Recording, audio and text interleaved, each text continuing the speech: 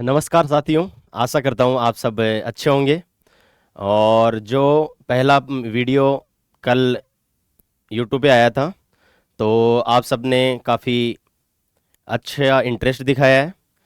तो और कल मैंने बोला था कि हम एक इस पे सीरीज़ लेके आएंगे इंटेलिजेंट गेसिंग में। और कल बहुत सारे ने बोला था कि आपने सर इंटेलिजेंट गेसिंग गेसिंग के बारे में बताया है, उसका जो डिटेल है वो नहीं बताई है। तो मैंने आपको कल ही बताया था कि इस पे पूरी सीरीज़ लेके आएंगे अपन। और जो बड़े बड़े जो ट्रिक्स कॉन्सेप्ट या जिसको आप इंटेलिजेंट गेसिंग बोलते हो, उनको डिस्कस करेंगे। और उम्मीद करता हूँ कि इनसे आपका जो मार्क्स है वो बढ़ेंगे, आपका प्रीलिम्स क्लियर होएगा। और जिनका क्लियर हो रहा होगा उनके 20-25 नंबर से ऊपर आएंगे। तो कल मैंने ये कोशिश की गई थी कि इंटेलिजेंट गेसिंग से सही में नंबर बढ़ते हैं या नहीं बढ़ते हैं। मेरे स्कोर्स का प्रूफ देते हुए आपको बताया कि किस तरीके से मेरे नंबर बढ़े हैं। और आज हम सीखेंगे वन बाय वन। हम कोशिश करेंगे हर वीडियो में एक या दो ऐसी टेक्निक, या इसको अपन बोलेंगे स्मार्ट तिकड़म, वो सीखेंगे। और वन बाय वन सीखेंगे तो हम अच्छे से उसको इंटरलाइज करेंगे और उसको सही से एग्ज़ाम प्रेशर में इम्प्लीमेंट भी कर पाएंगे। हालांकि देखो 100% सही नहीं होती है ये, और 100% इसको इम्प्लीमेंट करना उस एग्ज़ाम वाले प्रेशर में मुश्किल होता है। लेकिन यदि अपन 70-80% भी कर लेंगे ना, फिर भी अपने मार्क्स कम से कम 20-25 नंबर तो आराम से बढ़ जाएंगे। और यदि आपने अच्छे से और ज़्यादा एक्सरसाइज कर ली खुद से, तो आपके नंबर और ज़्यादा भी बढ़ सकते हैं। तो ज़्यादा टाइम ख़राब करते नहीं हैं और स्टार्ट करते हैं आज का अपना डिस्कशन। लेकिन ये सीरीज़ स्टार्ट करने से पहले थोड़े से डिस्क्लेमर है, वो मैं आपको बता देता हूँ। क्योंकि कुछ आलोचक है, वो बोलेंगे कि जैसे एक दो क्वेश्चन में वो नहीं लगेगी मान लो, और फिर वो बोलेंगे सर ये देखो ये तो गलत हो गया। तो गलत तो होंगे, मैं ये चीज़ पहले ही शुरुआत से ही बोल रहा हूँ कि गलत तो होंगे, लेकिन सही कितने होंगे?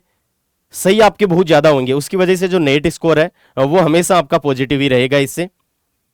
और ये एकदम रैंडम तुक्के नहीं है, जैसे कि डाटा दिखते ही कि उसको गलत मान लो। उसके लॉजिक तक जाएंगे अपन, पूरा लॉजिकल रीजनिंग एनालिसिस करेंगे कि इसको अपन सही क्यों मान रहे हैं या गलत क्यों मान रहे हैं।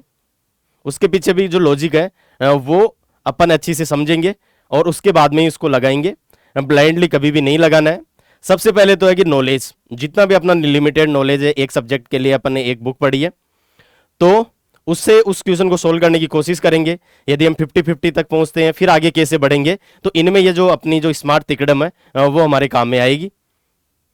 और उसकी वजह से आपका जो नंबर है वो 20-25 नंबर बढ़ जाएंगे। तो आगे चलते हैं।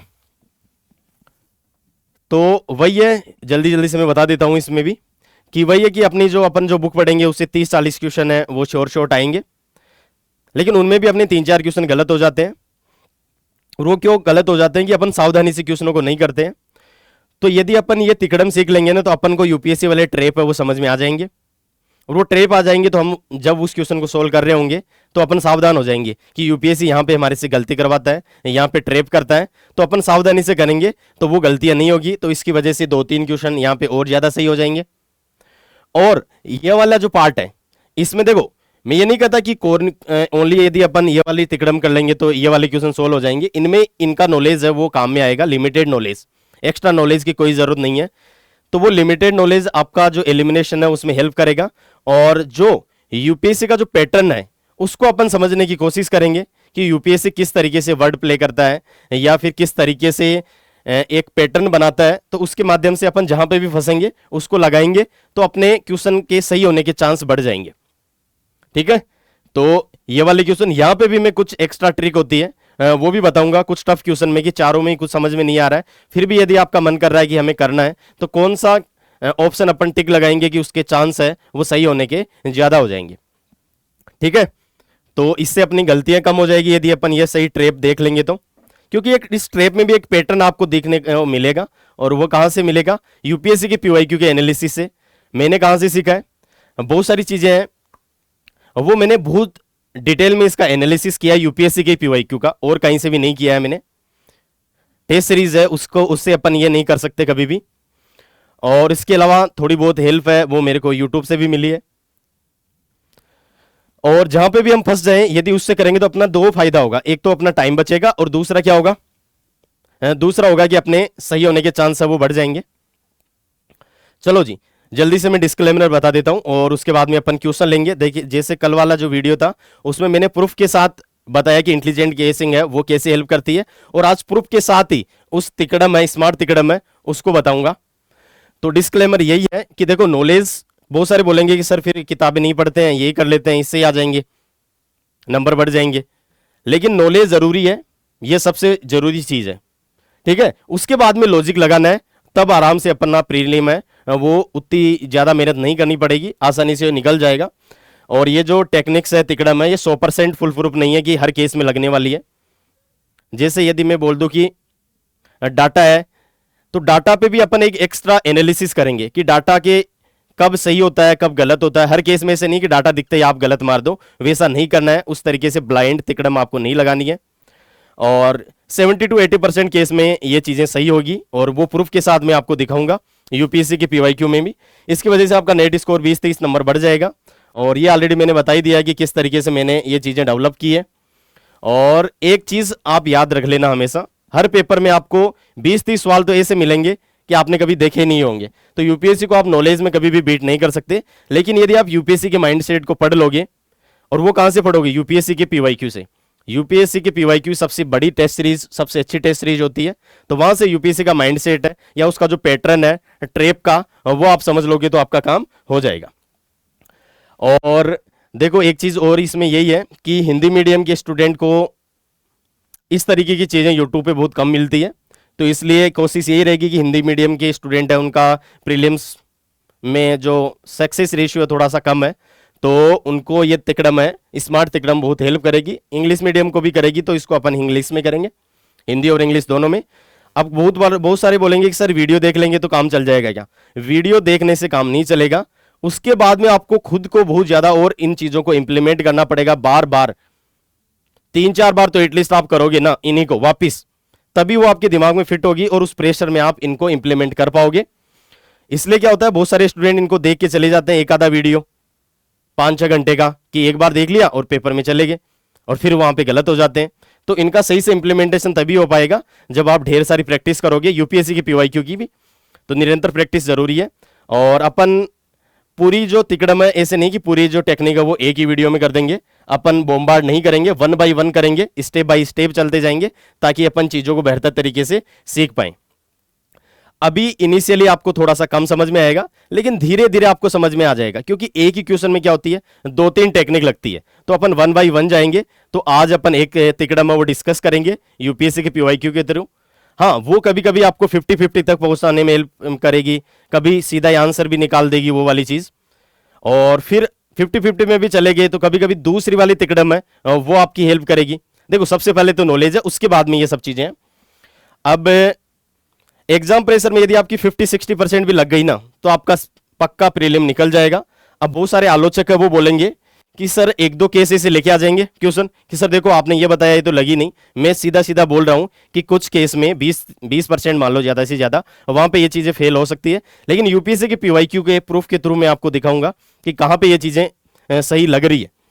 बहुत सारे बोलेंगे सर ये चीजें तो हमें पहले से पता है, कुछ चीजें आपको हो सकता है पहले से भी पता हो, बहुत अच्छी बात है वो, और उससे आपके नंबर बढ़े बढ़े भी होंगे। और कुछ चीजें और भी मैं अपने एनालिसिस से जो मैंने सीखा है वो मैं बताऊंगा। और यदि आपको ऑलरेडी आती है तो आप आराम से इग्नोर कर सकते हो। और ये स्पेशली उनके लिए है जिनका प्रीलिम नहीं हो पा रहा है, वही बेसिक बुक पढ़ने के बावजूद भी। और पढ़ाई तो आपको करनी है, और पढ़ाई का नजरिया भी इनके करने के बाद आपके पढ़ने का नजरिया चेंज हो जाएगा। आपको हर चीज है वो रटने की जरूरत नहीं पड़ेगी। चलो जी, तो ब्लाइंडली आपको फॉलो नहीं करना है, वही लिमिटेड नॉलेज और कॉमन सेंस लगाना है। और ऐसे नहीं मानना कि डाटा इफेक्ट आ गया तो आप गलत मान लो। आपको एक्स्ट्रा चेक में वो भी बताऊंगा मैं आपको। और 2-3 तिकड़म लग सकती है, तो वो 1 by 1 आप सीखते जाएंगे। और कभी कभी 2 एक साथ लग जाती है, लेकिन उनमें भी फिर हम सावधानी से किस तरीके से निकलेंगे वो देखेंगे। तो आज की पहली तिकड़म है वो है कि देखो, पॉलिटी के जो अपने क्वेश्चन आते हैं उनमें यूपीएससी एक जगह बार बार ट्रैप करती है। और वो क्या करती है कि संविधान किसी भी चीज को परिभाषित करता है, और वो जनरली चीज गलत होती है, यह आपने भी देखा होगा। अब या कभी कभी उसको और भी ज्यादा गलत बनाने के लिए, देखो यूपीएससी कभी भी क्वेश्चन बनाती है ना, तो वो चाहती है कि वो फंसे नहीं, ठीक है। तो इसलिए वो कभी कभी उसको पूरी तरीके से गलत बनाएगा कि कोई 10% भी चांस पे नहीं बोल दे कि ये सही हो जाएगा। अब संविधान क्वेश्चन में आएगा कि ये चीज है वो संविधान परिभाषित करता है, तो यहां पे आपको सावधान हो जाना है बस। ठीक है, ऐसे नहीं कि दिखते ही आपको काट देना है, यहां पे आपको सावधान हो जाना है, फिर ध्यान से आपको पढ़ना है। और इंग्लिश में बात करें तो वो लिखेगा कि कॉन्स्टिट्यूशन डिफाइन करता है, अच्छे से डिफाइन करता है उसको और ज्यादा गलत बनाने के लिए कि किसी भी केस में ये सही नहीं हो जाए। इसके पीछे का लॉजिक क्या है वो फिर बता देता हूं मैं आपको कि ये चीजें ऐसे होती क्यों है। देखो, हमारा जो कॉन्स्टिट्यूशन है वो बहुत ज्यादा फ्लेक्सिबल है, उसको बनाया गया है, उसको रिजिड नहीं बनाया गया है, इसलिए उसकी जो कोई भी चीज है वो डेफिनेशन है, उसको बनाना ही बड़ा मुश्किल काम हो जाता है। दूसरी चीज है कि हमारा कॉन्स्टिट्यूशन वैसे ही बड़ा है, अब हर चीज को यदि वो डिफाइन करने जाएंगे तो कितना बड़ा कॉन्स्टिट्यूशन हो जाएगा, और एक स्टैंडर्ड डेफिनेशन किसी की होती भी नहीं है। दूसरी बात कि अपन जब बार बार पढ़ते हैं कॉन्स्टिट्यूशन तो अपन ये चीज भी पढ़ते हैं कि उसकी आलोचना बार बार होती है कि उसमें बहुत सारे वर्ड है वो सही से स्पष्ट नहीं है, इसलिए उसका मिसयूज होता रहता है, इसलिए फिर सुप्रीम कोर्ट गाइडलाइन देती है, उसके लिए हमें एक्ट बनाना पड़ता है। तो ये इसके पीछे का लॉजिक है। तो जहां पे भी संविधान परिभाषित वाला जो स्टेटमेंट है, आपको सावधान हो जाना है, ब्लाइंडली उसको गलत नहीं मानना है, फिर उसको ध्यान से पढ़ना है और फिर आपको समझ में आ जाएगा। और 80-90% और हो सकता है कि 100% केस में भी यूपीएससी ने इसको गलत दिया है, तो क्योंकि ये यूपीएससी के पास ट्रेप है। और यदि कहीं पे भी ऐसे आ जाए कि संविधान के अनुसार कोई चीज हो रही है, हो सकता है वो स्टेटमेंट सही हो लेकिन वो संविधान में नहीं दिया हुआ हो सकता है वो किसी कन्वेंशन के थ्रू, जैसे यूके यूएसए में कोई कन्वेंशन फॉलो हो रहे हो, उसके थ्रू वो सही हो, तो वहां पे भी आपको इस चीज पे हाईलाइट कर लेना है कि संविधान के अनुसार आ गया ना, तो फिर वहां पे आपको सावधान हो जाना है। और जनरली यहां पे यूपीएससी गलत करता है। और यदि क्वेश्चन में आता है कि संविधान में किसी चीज का उल्लेख है क्या, लेकिन ये वाली चीज जनरली क्या हो जाती है, सही हो जाती है।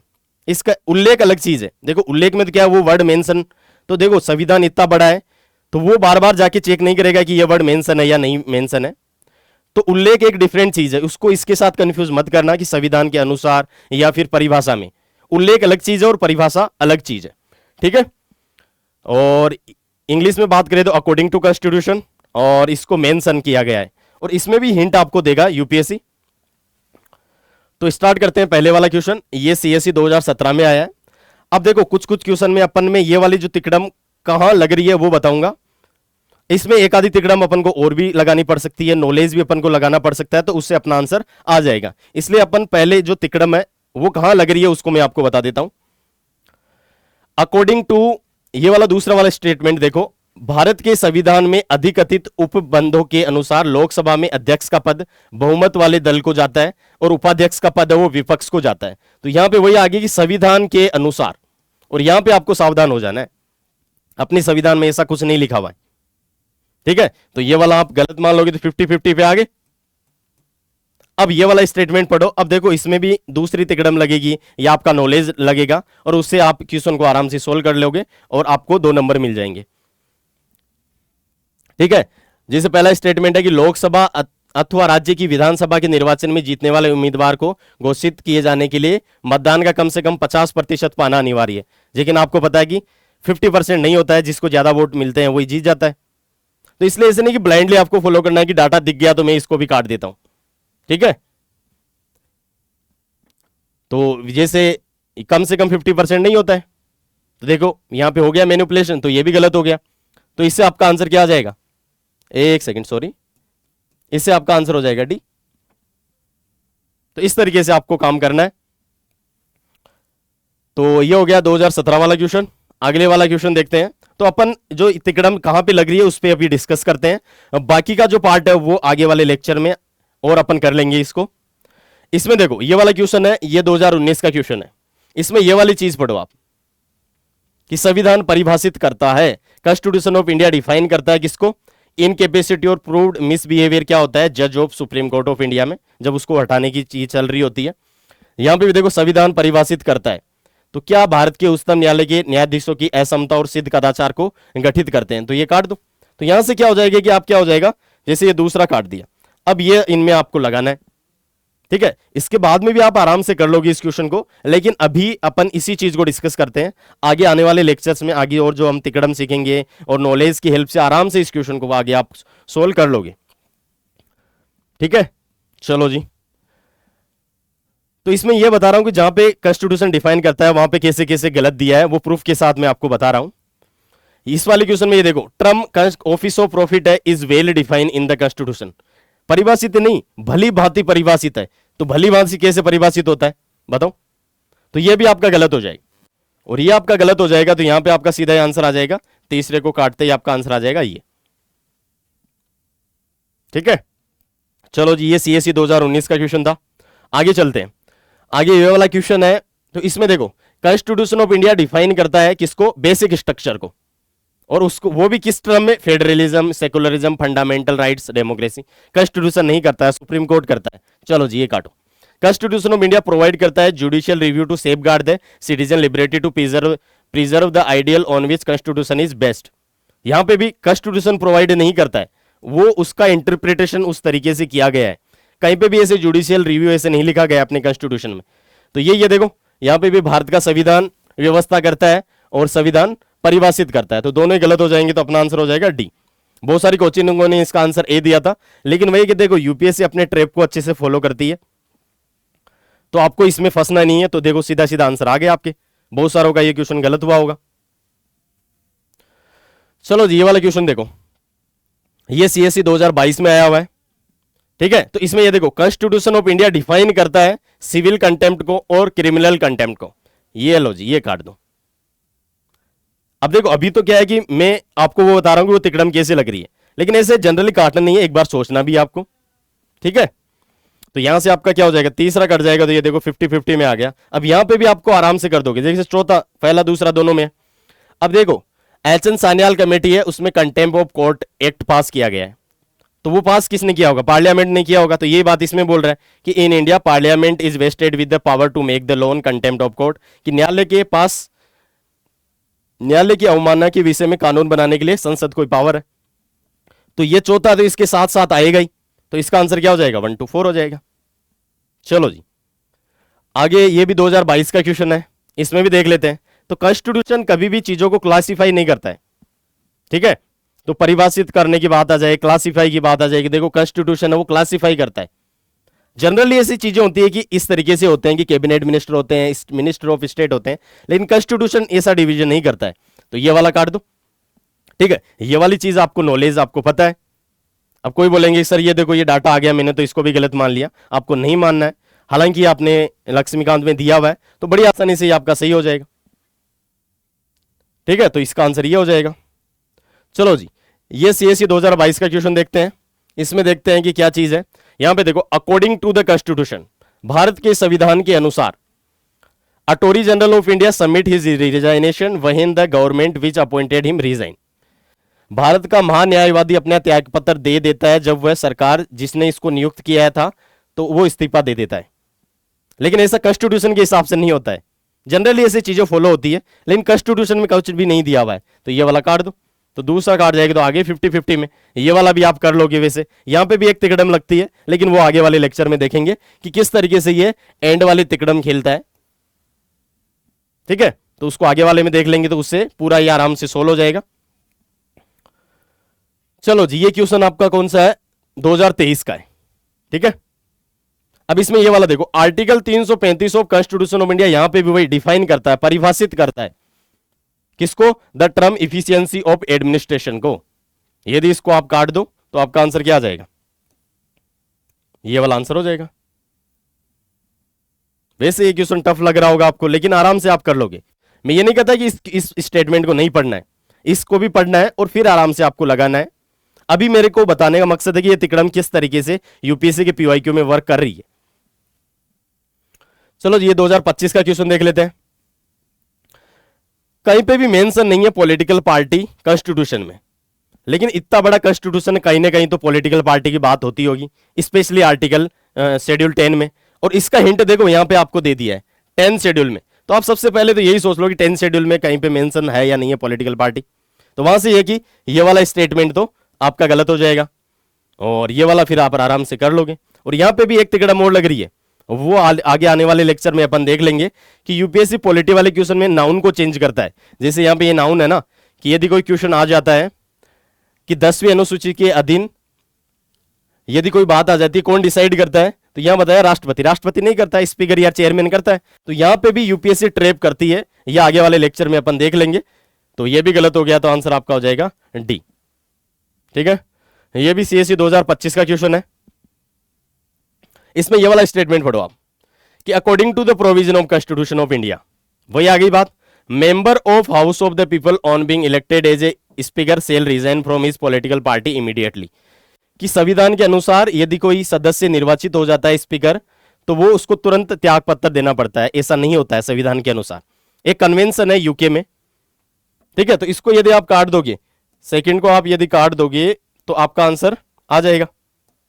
चलो जी, हालांकि फिर भी आपको ये स्टेटमेंट पढ़ने हैं और फिर आराम से आपका डिसीजन लेना है। लेकिन मेरा बताने का मकसद क्या था कि यूपीएससी के पीवाईक्यू के थ्रू प्रूफ के साथ मैंने बताया है कि यूपीएससी बार बार इस ट्रैप के साथ खेलती है आपके साथ, इसलिए आपको सावधान हो जाना है और उस अपने विवेक को, अपने नॉलेज को अच्छे से आपको इस्तेमाल करना है और क्वेश्चनों को ज्यादा से ज्यादा सही करना है। हालांकि देखो, अभी अपन बहुत सारे क्वेश्चनों में पूरा मतलब एकदम एग्जैक्ट आंसर तक नहीं पहुंचे, तो उसमें थोड़ा सा अपना नॉलेज लगेगा, थोड़ा सा अपनी कोई दूसरी तिकड़म वो लगेगी, तो वो आगे आने वाले लेक्चर में और बता देंगे। जैसे पॉलिटी वाले क्वेश्चन में नाउन है, वहां पे बहुत ज्यादा स्वेप करता है यूपीएससी, तो वो एक बड़ा ट्रेप है, वहां पे आपको सावधान हो जाना है। ठीक है, तो आपको क्या करना है कि यदि आपको थोड़ा सा फास्ट लगाओ तो आपको इस वीडियो को थोड़ा सा पॉज करके आराम से क्वेश्चन को पढ़ लेना है और उसके बाद में आपको अच्छे से इस वीडियो को सुन लेना है पूरा कंप्लीटली। और यदि आपने कल वाला वीडियो नहीं देखा है तो उसको भी आपको देख लेना है। और ये जो सीरीज चलेगी वो कंटिन्यूएशन में चलेगी, इसलिए आप नए वाला लेक्चर देख रहे हो तो पहले वाले लेक्चर आप देख लेना, क्योंकि उनका इस्तेमाल आगे वाले क्वेश्चनों में होने वाला है। ठीक है, तो इसी के साथ यहीं पे एंड करते हैं, ज़्यादा लंबा अपन वीडियो को नहीं खींचते हैं, तो अपन एक एक चीज़ों को सीखते जाएंगे। आज अपन ने पहली तिकड़म सीखी है, अब इन्हीं क्वेश्चनों में कुछ में एक दो तिकड़म और भी लगेगी, तो वो आगे आने वाले लेक्चर में अपन और देख लेंगे। तो आप सबका धन्यवाद। इसी के साथ अपन एंड करते हैं इस वीडियो को। उम्मीद करता हूं कि आपको ये वीडियो अच्छा लगा होगा और आप चैनल को भी सब्सक्राइबर कर सकते हो यदि आपको रेगुलर ये वीडियो आपको अच्छे लग रहे हो तो। और आप अपना फीडबैक है वो ज़रूर देना कमेंट के थ्रू, ताकि मुझे भी मोटिवेशन मिले, जैसे कि कल आपने कमेंट देके मेरे को आपका इंटरेस्ट बताया। ठीक है, तो आप सबका धन्यवाद। मिलते हैं अगले लेक्चर्स में। तो रेगुलर 2-3 दिन में आपके ये जो स्मार्ट तिकड़म वाले वीडियो हैं वो आते रहेंगे। आराम से इनको पूरा कंप्लीटली आपको देखना है और आपको ढेर सारी प्रैक्टिस करनी है। वीडियो देखने से काम नहीं चलेगा।